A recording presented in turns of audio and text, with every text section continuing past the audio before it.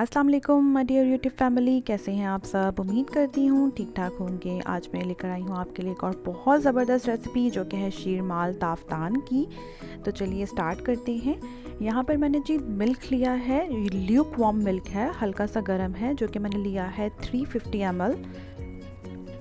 इस मिल्क में मैं ऐड करूँगी जी शुगर, जो कि मैंने हाफ़ कप ली है क्योंकि हम कम मीठा लेते हैं। अगर आप चाहें तो इसमें पूरा 1 कप शुगर का ऐड कर सकते हैं।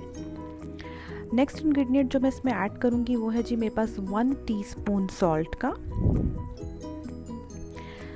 साथ ही मैं इसमें ऐड करूँगी, मेरे पास जो यहाँ पे यीस्ट का पैक है जो कि 11 ग्राम्स का होता है, तो मैं इस पूरे 11 ग्राम्स को ऐड कर दूँगी। तो आप चाहें 10 ग्राम्स या 11 grams, not more than this, yeast इसमें ऐड कर दीजिए। यीस्ट ऐड करने के बाद हम इसे स्पून से जो है अच्छे से मिक्स कर देंगे, ठीक है। और इस मिल्क को हम राइस होने के लिए रेस्ट दे देंगे। 10 to 15 मिनट्स में ये राइस हो जाता है, क्योंकि दूध गर्म है और किचन में भी आपने इसको जो है किसी वार्म सरफेस पे ही रखना है ताकि ये प्रॉपरली राइस हो जाए।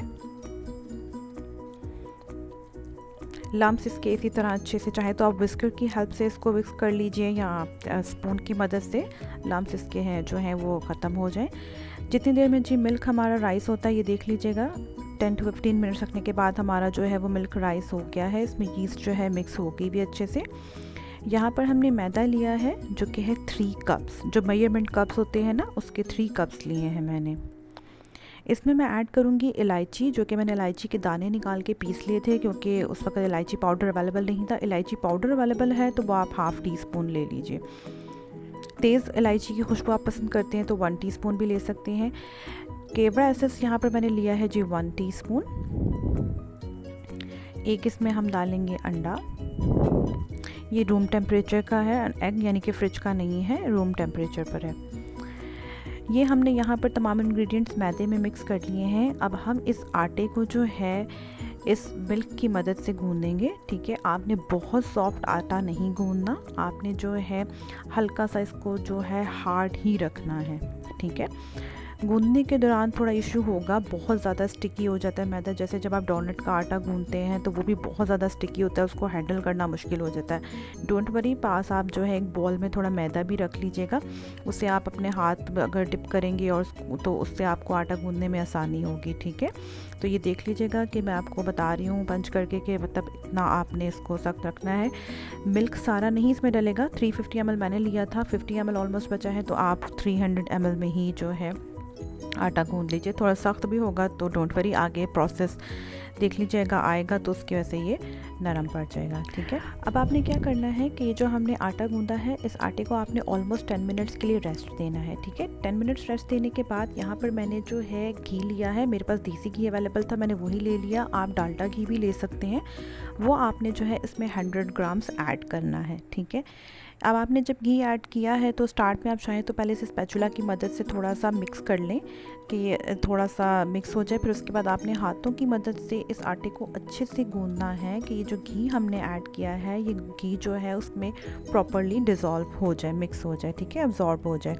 तो यहाँ पर देख लीजिएगा कि जी आटे में घी जो है वो अच्छे से मिक्स हो गया हुआ है। अब हम जो है डो को राइस होने के लिए रख देंगे ऑलमोस्ट 1 आवर एंड सो, जितना आपके पास टाइम है। मेरा ख्याल है मैंने 1.5 घंटे डो रखा था क्योंकि दोपहर को मैंने डो तैयार की थी तो हमने कोई 5 बजे तक बनाने थे।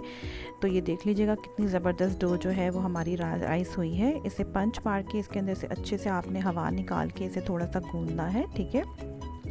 इसके अंदर एयर ना बिल्कुल भी रहे, आपने अच्छे से इसको गूंदना है। बहुत सॉफ्ट, बहुत अच्छी डो जो है आपकी शीरमाल की ताफ्तान की जो है वो तैयार हो गई हुई है। यहाँ पर अब मैंने इसको जो है शेप दी है ताकि मैं इक्वल जो है इसके पेड़े ले सकूँ। मैं क्योंकि हम घर पर बना रहे हैं तो मैं छोटे जो है शीरमाल बनाऊंगी। आप अपने देख लीजिएगा नीड के हिसाब से, बड़े आपने पेड़े लेने हैं तो आप बड़े ले लीजिए। इतने में अगर आप बड़े बनाएंगे तो आपके 4 इजीली बन जाएंगे। मैंने चूँकि छोटे बनाए हैं तो मेरे जो है 6 बने हैं। घर की यूजेज के लिए आपको पता है बाज़ार से जो मिलते हैं वो तो अच्छे बड़े होते हैं, तो यहाँ पर हम घर पर जो बना रहे हैं तो हम अपनी फिजिबिलिटी जितना इजी लगे हम ले लें। मैंने यहाँ पे ट्रे जो है वो ग्रीस कर ली है। अच्छा, शीरमाल बनाने के यहाँ पर 3 तरीके हैं, ठीक है। बेकिंग ओवन अगर आपके पास है तो आप इसे डायरेक्ट बेकिंग ओवन में बनाएं। अक्सर होता है कि जी तवे पे बनाने का भी तरीका बताया जाता है, लेकिन तवे पर बनाने के बाद एट दी एंड आपको उसे बेकिंग ओवन में रखना पड़ता है उसके ऊपर रेडिश कलर लाने के लिए।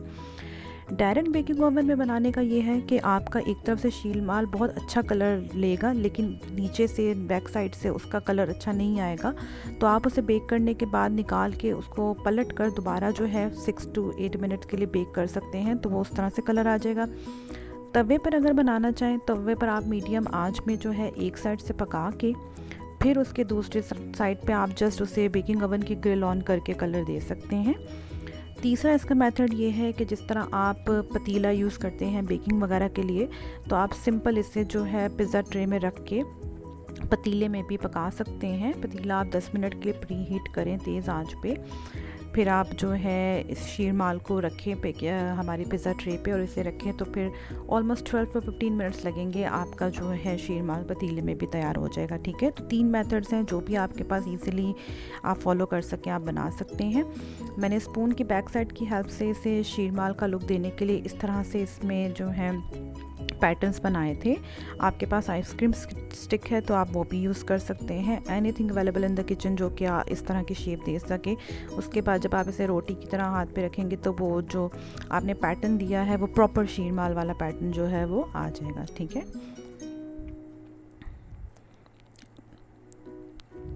देख लीजिएगा यहाँ पर मैंने 200 डिग्रीज़ पर जो है ओवन को प्री हीट किया था for almost 6 to 10 minute, 10 minutes कर लें आप। ठीक है, उसके बाद हमने जो है इसे ओवन में रखा और 10 to 12 मिनट्स में हमारा जो शीर माल है वो तैयार था। ठीक है, ये बहुत इंपॉर्टेंट स्टेप है। शीर माल बनने के बाद आपने इसे जो है नॉर्मल टैप वाटर में डिप करना है। डिप इस तरह से करना है कि बस आपने इस पर पानी लगाया, ठीक है, इस तरह से पानी लगाया और उसे निकाल लिया। आप 1 सेकंड भी इसको ज़्यादा रखेंगे तो वो वहीं टूट जाएगा। ठीक है, तो यहाँ पर आप ऊपर इसके जो है दूध लगाकर, और दूध हो या फिर अगर अंडा अवेलेबल है अंडा हो वो लगाकर, तो आप इसके ऊपर अपनी पसंद से, मैंने यहाँ पर जो है इसके ऊपर ये स्प्रिंकल्स किए थे, आप चाहें तो कर लीजिए, अगर ना भी करें तो दैट इज़ ओके। उसके अलावा भी बगैर भी वो बहुत मज़े के लगेंगे। तो जस्ट आपने इसे पानी में डिप करके निकाल लेना है और इसके ऊपर जो है अभी गरम गरम ही है। ठीक है, तो हमने पानी में डिप करके निकाला है और फिर हमने इसके ऊपर घी लगा दिया। आप घी लगाना चाहें घी लगा लें, मक्खन अगर आपके पास अवेलेबल है तो आप मक्खन लगा लीजिए। ये देख लीजिएगा कितने अच्छे कितने सॉफ्ट हो गए। अभी से एक ब्रेक हो रहा है, तो इसमें आपको बिल्कुल भी आपने ज़्यादा डिप नहीं करना, बस आपने इसको पानी लगाना है और निकाल लेना है। तो इस तरह मैंने इसके ऊपर घी लगा दिया है।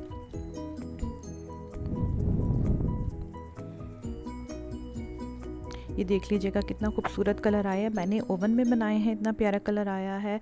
तवे पर आप बनाएं, लेकिन तवे पर बनाने का कोई ऐसा फ़ायदा नहीं है क्योंकि उससे आप सिर्फ उसकी बैक साइड ही पका रहे होते हैं। फ्रंट में ऐसे कलर के लिए स्टिल आपको जो है ओवन की तरफ ही जाना होता है, या फिर ओवन या सेकंड मेथड जो है आपके पास पतीला है, पतीले वाला, दैट्स इट। ये 2 मेथड्स जो हैं वो बहुत इसके रिलायबल हैं। आप यहाँ देख लीजिएगा कितने ज़बरदस्त सॉफ्ट हुए हैं, बहुत ही मज़ेदार।